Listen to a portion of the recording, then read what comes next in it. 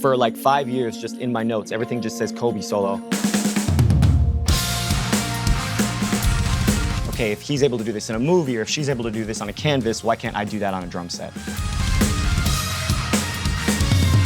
Like Quentin Tarantino says, if you're telling a good story, it's got to start in a place where you don't know where it's going to go next.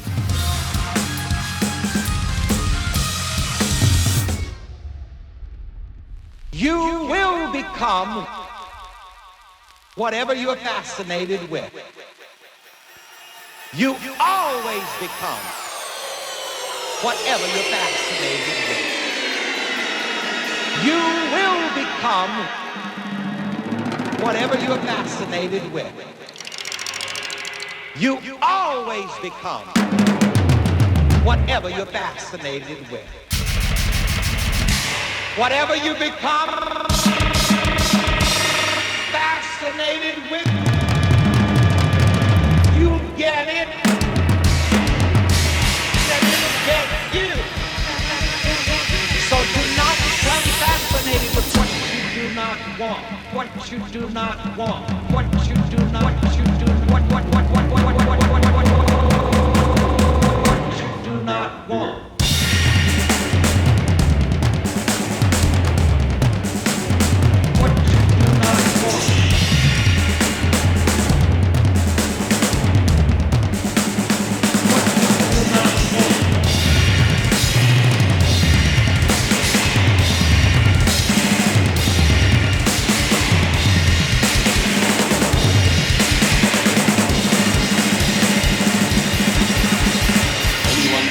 Questions. It's the answers that count.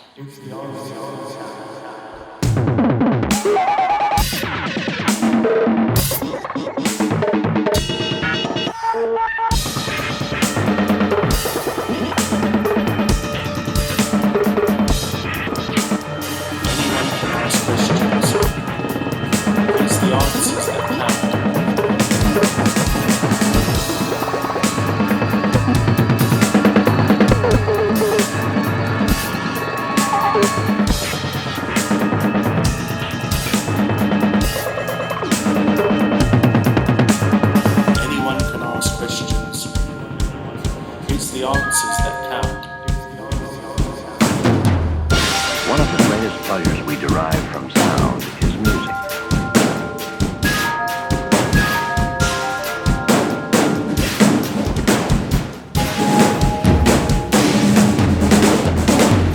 One of the greatest pleasures we derive from sound is music.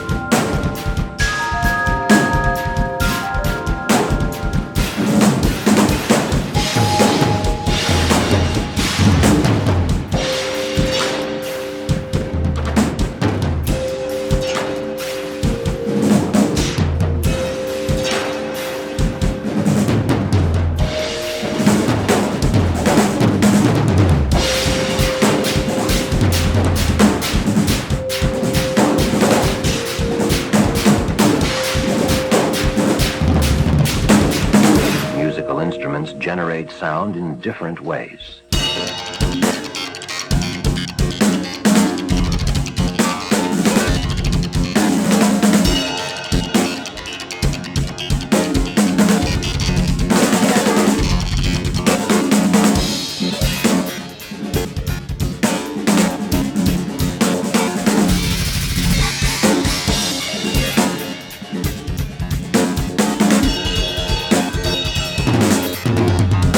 Musical instruments generate sound in different ways.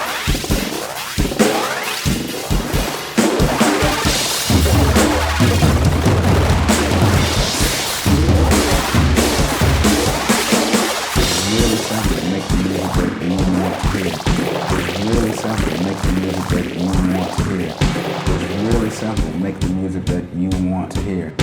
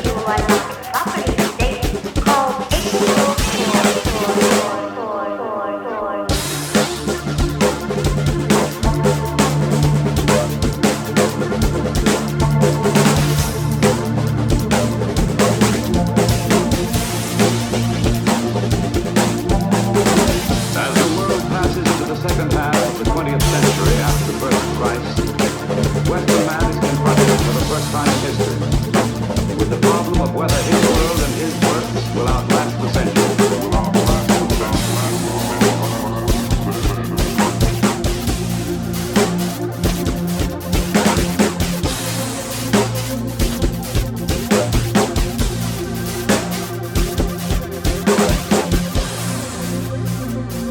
As the world passes into the second half of the 20th century after the birth of Christ, Western man is confronted for the first time in history with the problem of whether his world and his works will outlast the century. Will outlast the century.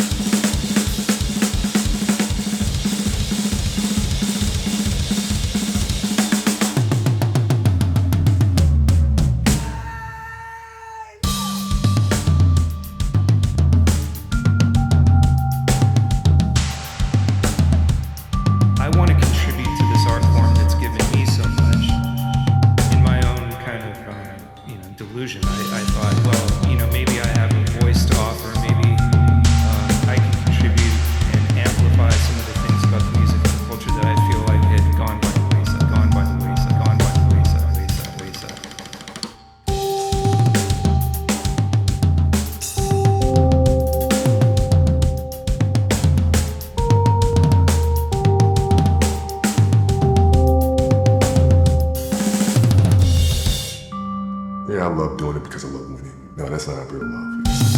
You love the process that gets you to that, those boring, agonizing moments. If you love that, then you know you found something that's really true to you.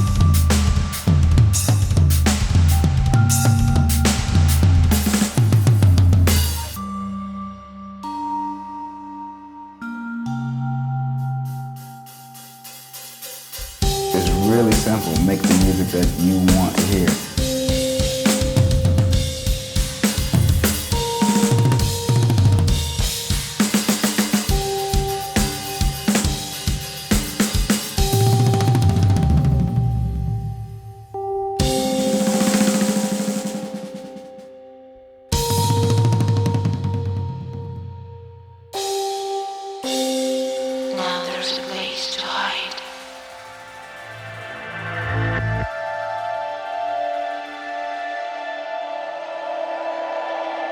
We shall soon know whether we are alive or dead. Keep very quiet, please, for this final bit. We shall soon know whether we are alive or dead. Keep very quiet, please, for this final bit.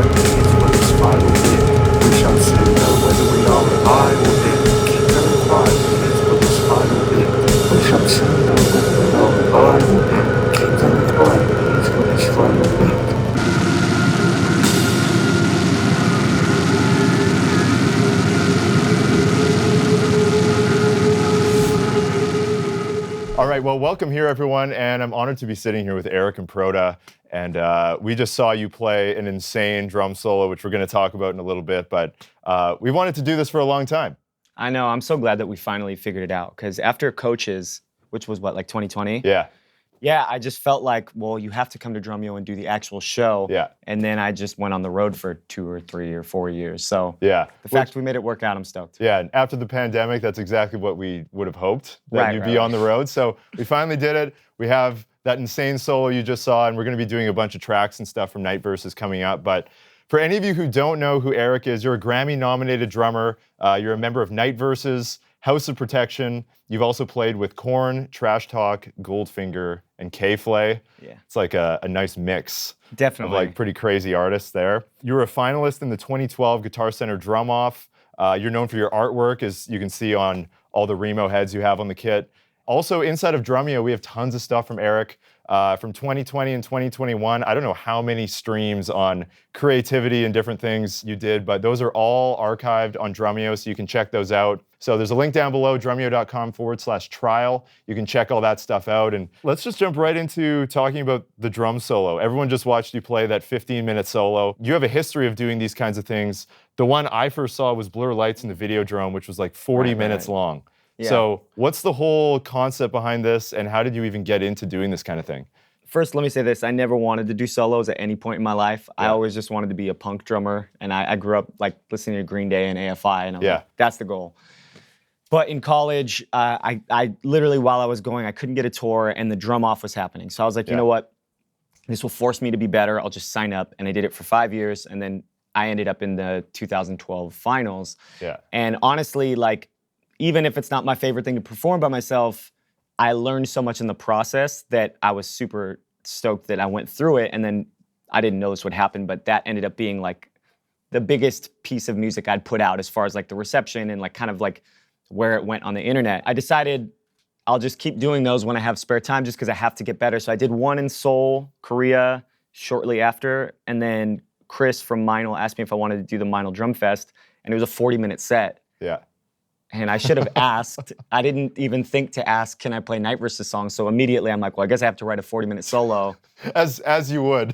I just, I don't know. I didn't go to drum events. Again, I went to like concerts and stuff. So Yeah. I spent like 6 months on that one. And I remember I rehearsed it like 100 times. What I learned from that, and it was kind of similar to the Guitar Center one too, is in that time that I'm rehearsing, like I'm writing every note. And so I would start to like pick up these different things from my life and integrate it into the solo. And I've always looked up to artists that sort of talk about how their album or their film is kind of like a snapshot of their life at the time. Yeah. I got like tinnitus for the first time, like ringing in my ears. So I'd have like ringing in that like matched the note in the solo. And like my aunt at the time had passed away. So there were like clips from things that she had taught me and stuff that were all in it. And I just do that stuff because when I perform, like I want to feel something beyond just here's all the techniques I've learned, Yeah, there's like a personal element to it. Absolutely. Yeah. And like a lot of it's stuff that's like, it's just for me, but like I started to load those samples in because of that. And I remember hearing Les Claypool from Primus talk about how when he first went to sing, he was like, I didn't really know if I was a singer, but maybe I could like narrate my songs. Maybe I can have these sort of like narrate the solo. Yeah. So with the one that you just saw, all of that stuff was like, it was clips that I'd saved over the last 5 years and like sounds and moods and pedals that I'd bought, and I'd find a cool sound, but like I didn't really know what to do with it. And so when Drumeo reached out, I'm like, cool, that's the deadline I needed. Yeah. Like it was kind of like set up, got through the whole thing. I probably spent like 5 months just piecing it together. And whenever I do this, something like a little eerie happens. And I remember I'm a huge Lakers fan. I grew up watching Kobe. Yeah. And when Kobe passed, I was on a plane to Japan and I was like, well, I have to do a solo with this in mind, right? So for like 5 years, just in my notes, everything just says Kobe solo. Like not like just as a working title. Yeah. And the only other place I played this was like the rough draft at the Tama 50th. And as I'm going to the event, somebody had posted like, oh, this is the anniversary of when Kobe had passed. And so it's weird, like, not to get too deep into this, but those types of things always happen when I dedicate like 5 months to these. And it always feels like a clear snapshot of like that moment in my life, Yeah, love that, man. I know we can't go through every part of the solo. Right. I think people need to just watch it and take it in as it is. But do you want to talk a little bit about how you even use some of these pieces on the kit? I know people are going to be asking you about the microphone in the front. Yeah. And you've got the like Korg device on your right. Yeah, maybe just talk through like a few sections. Yeah, so my guitarist in Night Versus, Nick, he's amazing with his pedals. And so I would see him do it for years, and I'm like, okay, I need to try this. Yeah. Like, you're having way too much fun. So I would buy these at random and like experiment, but I'm not really good with technology. Like, I just learned how to use Logic last year. Yeah. So what I did from 2016, and I've kind of continued, is I have a really cheap digital reference mic. It's like $40 from Guitar Center, and I do like an on and off switch, just so that I have control. Yeah. But ultimately, everything just goes through here, an adapter, and then through the pedals into an amp. Okay. Because I kind of figure like, if I can make this sound good through an amp, then it's gonna sound good anywhere. Yeah. And then honestly, it just starts to become like trial and error. And I would say the hardest part is trying to link these parts together, because obviously when you watch the solo, you'll see like I'm adjusting things and setting it up while I do it. So that's where a lot of those samples kind of save me. Yeah. Because it'll like narrate what's supposed to happen next, and then whatever's going on there sort of like acts as the interlude for me to transfer. Yeah. But I don't know, this one stands out a lot. This is the Hologram Microcosm, and it's a crazy like delay and looper. So that's kind of when you heard this sound.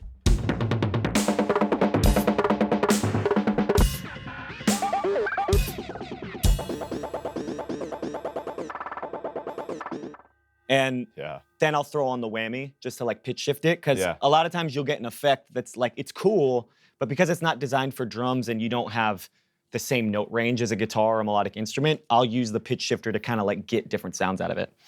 So those were huge in it. This LVX is amazing. It has these really cool, like eerie, like cavernous reverb sounds. So you'll hit a cymbal and it's like, so you can get a lot out of that. The Avalanche Run from Earthquaker, the LVX from Maris, Avalanche Run from Earthquaker has this cool sort of crush delay that gets this buzzy like.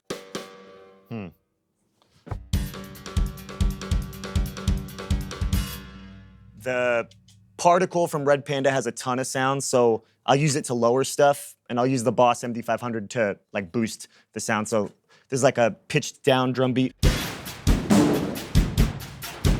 Switch it to this trippy, I don't even know what to describe this as, but. And then at the same time, you can just get ridiculous and have it kind of like explode. Like. These are distortions. This is an awesome reverb. These are from Game Changer, Earthquaker. And then I was on tour and we were side stage to Limp Bizkit and Wes Borland was using a Chaos pad. Oh, yeah. And the way he used it, I was like, I have to try this. I have to try it. So I got this and it ended up having this setting that's like, almost sounds like scratching. Yeah. I'm like a huge fan of DJ Shadow. And so I just wanted to see if I could do it. So that's where like the.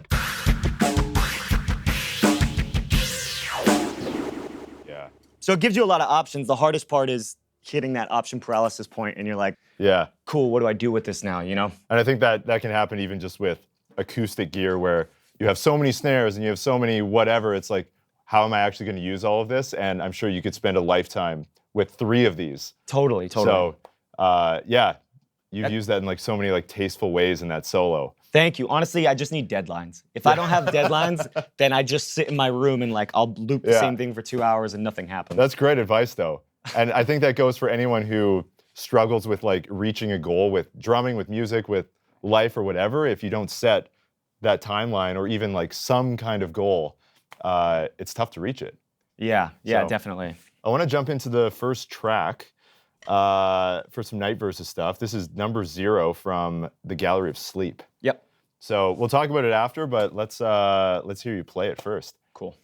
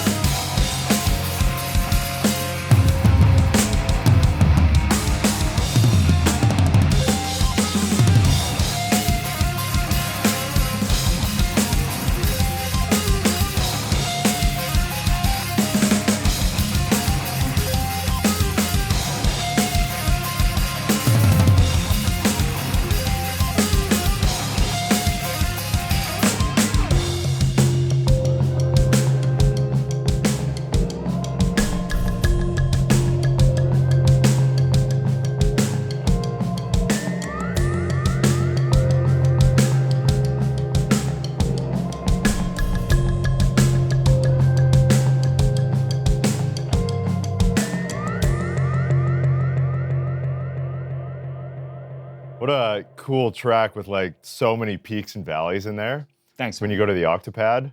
Yeah, I think part of that is I listen to a lot of Opeth. Yeah. It's like a huge influence on me, and they're so good about bringing in like these like super mellow folk guitar sections and then having like the heaviest section you've ever heard. Yeah. So inherently that, and like a lot of the electronic music I listen to is like pretty drastic. Yeah. Especially Aphex Twin, not that they'll make it drastic in the same song, but like having a song that's like super intense over the top and then something completely ambient, I think has always sort of informed what Night Versus tries to do as far as like filling out our spectrum of sound. And you even mentioned the other day in the control room how you almost want every section of the song to have like some kind of memorable part, opposed to just playing like the most generic thing through each section, having something that brings you back to that. Totally. I know that I'll never forget this experience. My mom like let me like leave school early in 6th grade to see a clinician drum instructor. Yeah. This guy was probably amazing, but I was coming into this thing thinking of like the drummers that I had grown up watching, like punk drummers and drummers in bands. And it was so over my head that like he was flowing for like an hour, but he was so over my head and it was probably an odd meter. And whatever the situation was, I felt like I couldn't walk away and name a single thing I saw.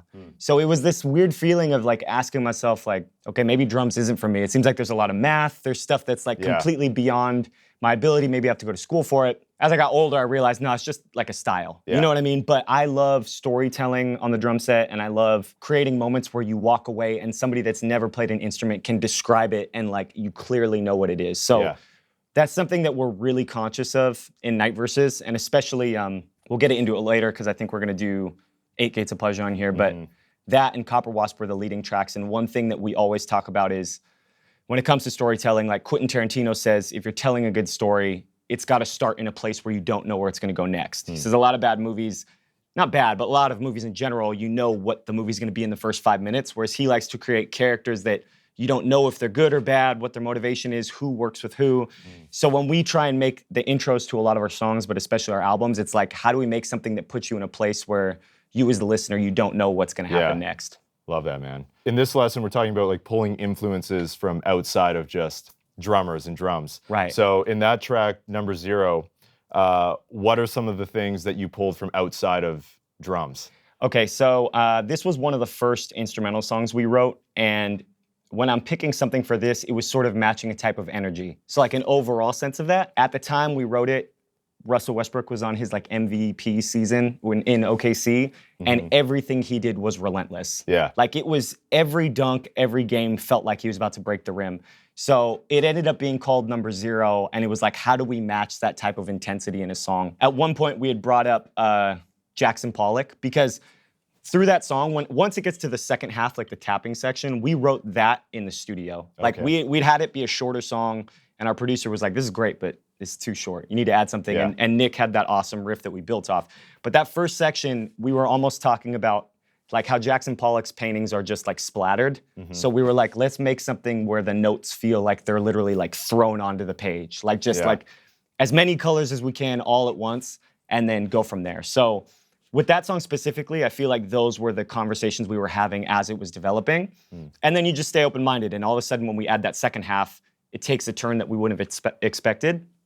And finally, like you kind of get your answer like, okay, this feels complete, you know? I feel like that's a concept like anyone at home who struggles with like creativity or coming up with different things. That's such a great way to kind of zoom out. And Totally. like in that you're pulling from sports, you're pulling from art. I'm sure you're pulling from music too, obviously, but that's just a really cool approach to get out of a rut.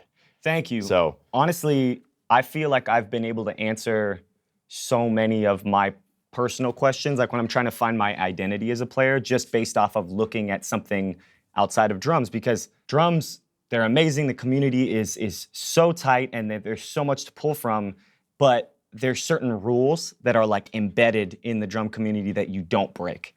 And like one that I know is very taboo. People are probably gonna hate the fact that I say this, but love taboo, man. No, when you guys, especially Drumeo, you guys will post like prioritize 1 through 5, and it'll be like time, feel, creativity, chops. I don't know what the 5th one is, but whatever it is, almost always 90% of the answers are time and feel first.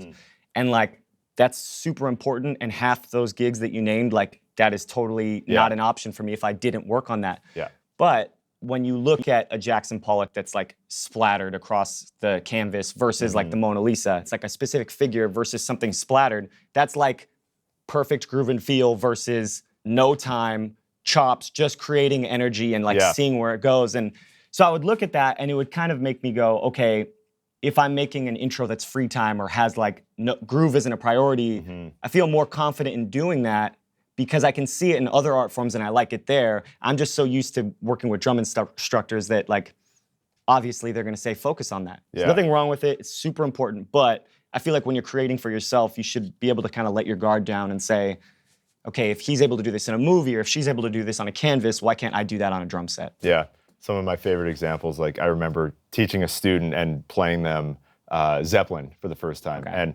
they'd never heard Led Zeppelin before. I put on Stairway to Heaven, that last section.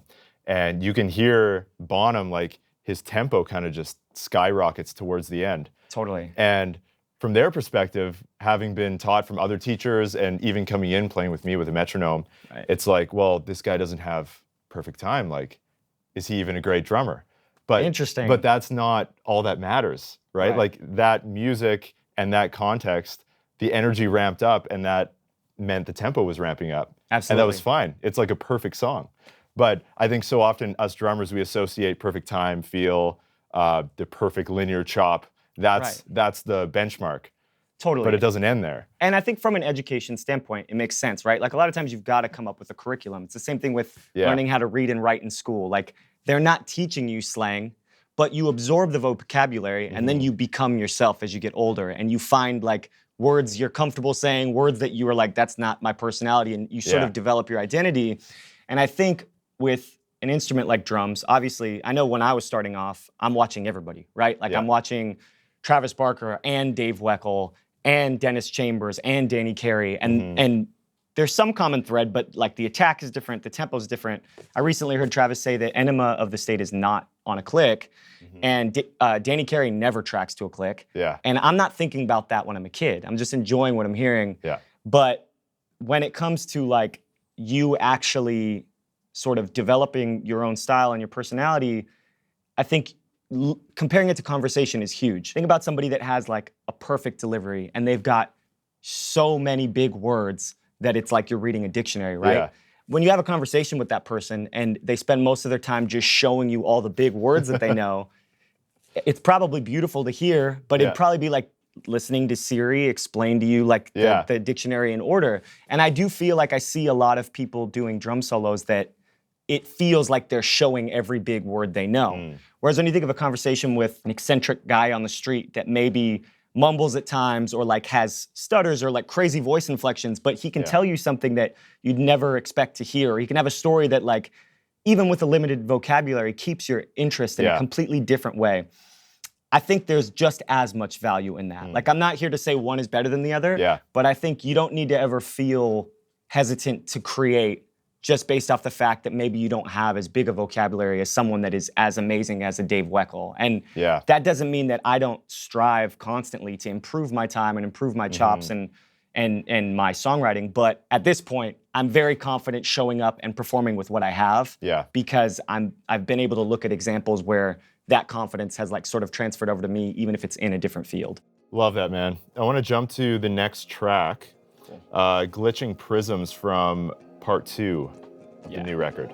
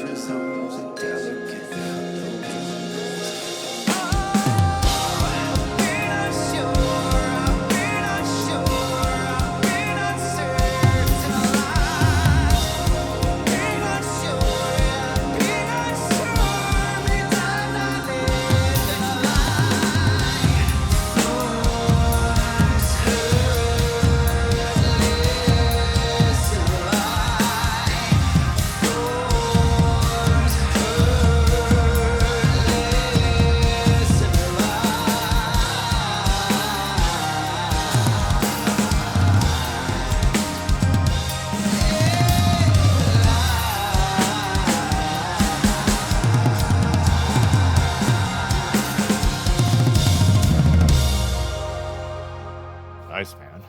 Thanks. Cool track. And I want to know what you're pulling from outside of drums on that one. Like I was saying before, my guitarist, Nick, and my bass player, Riley, they both use a ton of effects. Yeah. And I love the way that they use delay.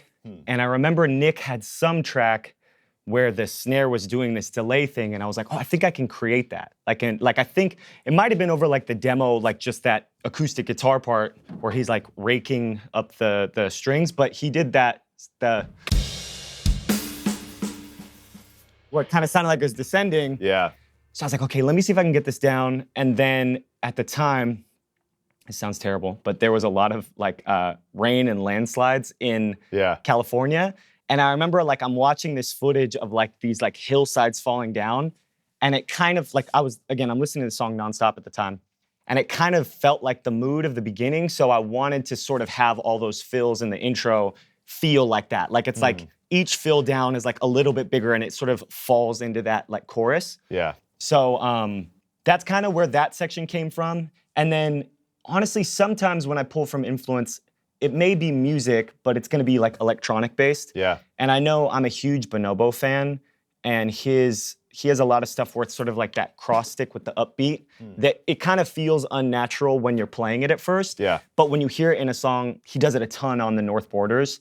It sounds great. So I would try and do something like that for the verse. So even sometimes if it is drums, I like to pull from stuff that's not even like a human playing it. It's something that's programmed. Yeah. For the most part, that's where that song was pulling from. Nice. And I love how even on that track, it would have been so easy to just play a standard whatever groove in the chorus, but you chose to play or whatever the rhythm is. Right. Some groupings around like the China, so that displaces, and it gives it like this kind of interesting feel like over the bar line. Thank you. So I don't know. I think that's always cool where it's not what you would expect when you could have just rode the crash through the whole section. Totally. And like, I appreciate you saying that. Like, there are some songs I listen to where like I know I just want to hear one beat, right? Like there's places for it, but again, like if you watch that, I feel like it's not really hard to like describe or decipher each section. Yeah. Which is why I love like from the solo you saw it, honestly, a ton of my work has it. I love cross stick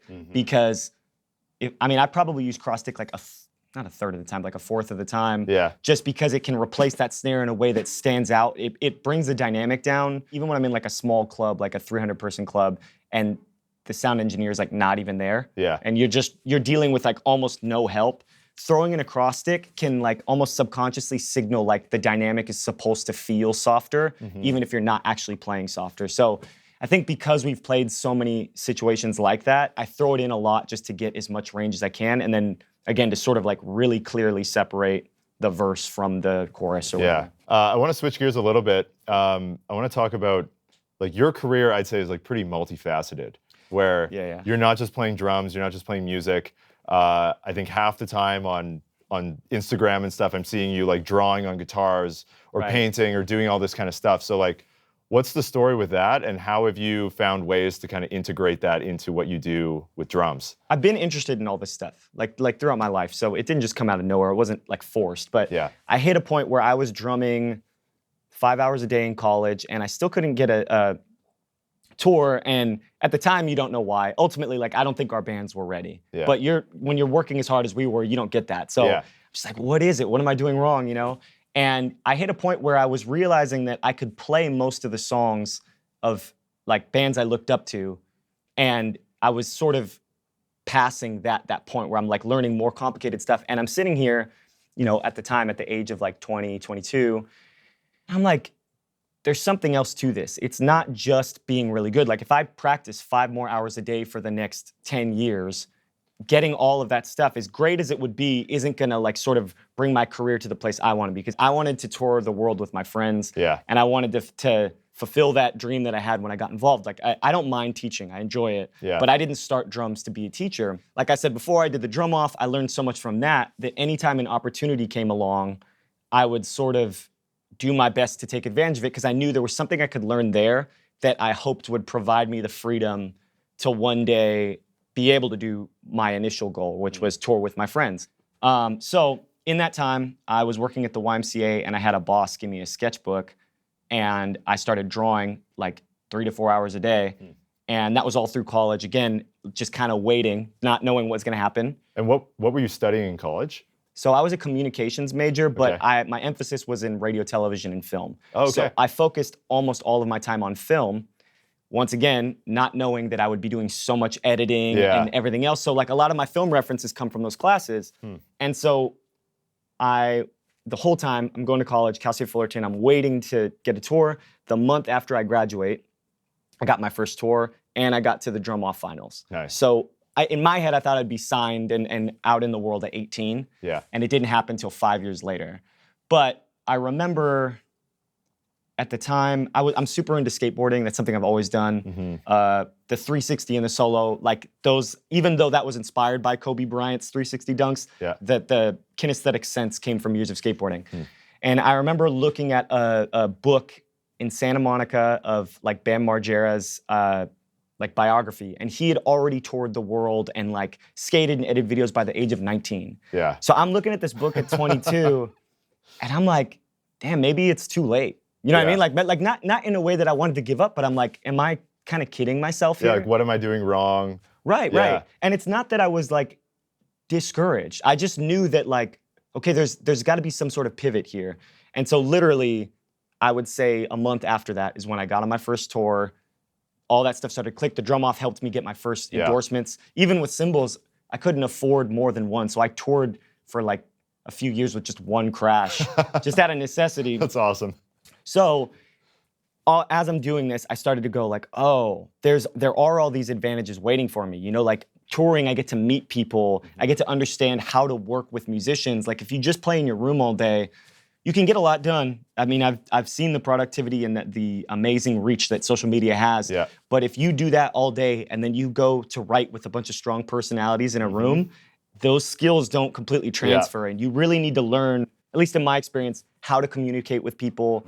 And more importantly than anything else, how to recognize everybody's strengths and find a way to integrate that. Maybe that was a communications major that like helped get some of that. But also I lived in a van with 4 guys for 4 years. I slept on wood floors 200 days out of the year for 4 years. I made no money for 4 years.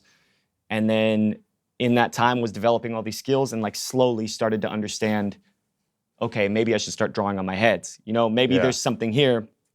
And not to go on too long, but even this, it was like such a fluke way that the signature deal worked out. I was doing a video with a bunch of drummers, and it was like, we called it the drum chain, and we'd have everybody write 30 seconds to a click, and Night Versus right over it.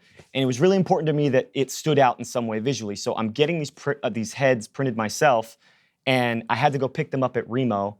And as I'm walking into Remo, my rep at the time, Adam, is like, what are you doing?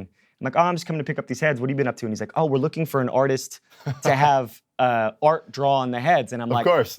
I'm holding them. You know what I mean? Yeah. I don't even know that my status was completely at the point where someone would give you a signature line. Yeah. But it just lined up so well. And I kind of, after that, it was just like, oh, okay, like that phrase that luck favors the prepared, it just kind of stuck with me where anything I did where I could prepare, I just always had ready. Anything that was interesting to me, I would bring on tour, I would develop on tour, and then I'd run into the right person, be open-minded. Maybe there was an opportunity, like even Drumeo coaches. Yeah.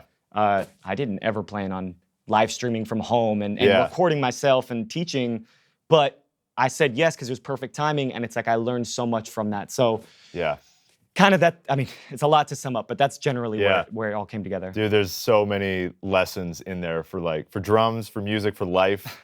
I think too, even just your point on social media, I think a lot of probably younger drummers, they look at whoever their favorite player is and they see them playing at the top level on that post, but they don't get to see all those hours in the van, sleeping on the floor, drawing on the back of the seat, all that kind of stuff that goes into just having that head on the kit. Absolutely. You know? And I think one thing I've learned is there's a bunch of ways to go about your career, right? It's not really one that I can say, oh, you should do this. Yeah. But one thing I've found, especially when I'm getting calls from people, is the more personal your work is, the more you possess things that other people don't, the more valuable your craft is to someone else, right? Like, not to put it this way, but like in some senses, the more you can charge, you know, like if you do stuff that no one else does, that takes time, and it kind of takes conviction because you have to dedicate time to things that you don't know if they're actually going to pan out. But from my personal experience, that's taken me a lot farther than if I just doubled down on memorizing every genre and sitting in with every artist that offers me a gig. And that's not a wrong way to go about music, but for me, I knew that wasn't why I signed up for it. Yeah. So that's why I can buy a pedal and sit with it for a month and wonder if there's any purpose or if I need to resell it, is because I know ultimately the goal is to be in a situation where like my time is spent towards doing things like this, not just playing someone else's programmed drums. Yeah, dude, I think it's definitely an honorable route. Like, I feel like if someone played just your drums on a track side by side with 10 others, like you would have a distinct sound that you could recognize with, be it the pedals or the kit or like the vocabulary you're using on the kit.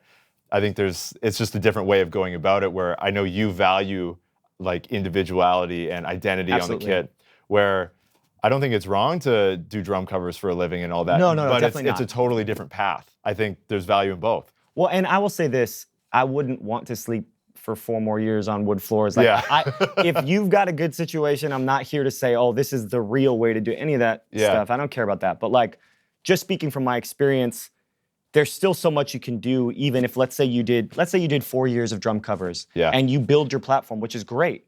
That does go a long way. If you ultimately want to do something that is more in the root of what I'm talking about, the advice I've heard that's best explained is Rodney Mullen. He's like considered the godfather of skateboarding. He's probably given as many tricks to the sport as Tony Hawk, if not more, and they were peers. And he says, don't ever let anyone poison your individuality. Look inward, not outward. He talks about absorbing the vocabulary, because in skateboarding there is tricks that are like the baseline tricks. And he goes, but then isolate yourself and like find out who you really are and then move from that.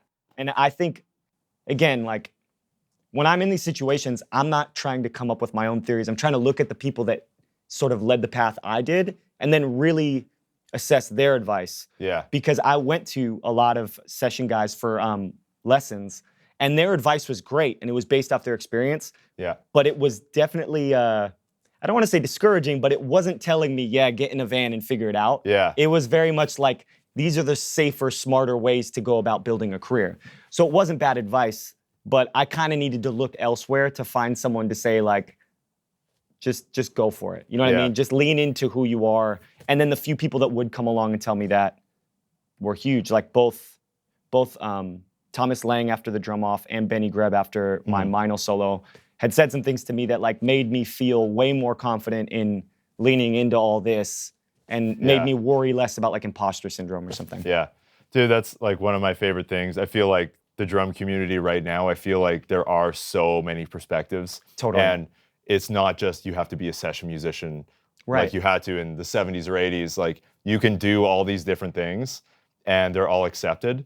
Right. I don't know. It's like the coolest part about this instrument. Totally. So. And with programs like Drumeo, it's like I didn't have this when I was young. Yeah, same. Like it's so cool that this whole team lets artists come on and just explain their side versus giving them an exact curriculum, because whoever's watching this may want to only learn what Dennis Chambers has to say, and someone may come on here and want to only know what Eloy has to say. And like, I think the fact that you guys are providing so many options, it gives the viewer a chance to pick their own curriculum. And I felt like when you were doing in-person lessons as a kid, although it was great because they could really hone in on specifics, it was hard. It's not like every Guitar Center had this level of musician to pull from and like really like get that information. So I feel like if anything, the future is like so much brighter because all of these young drummers have all these options. Yeah, love it, man. Well, we're almost at the end. The hour has flown by. So we're going to close with 8 Gates of Pleasure off of part 1 of Every Sound Has a Color in the Valley of Night. Take it away. Cool.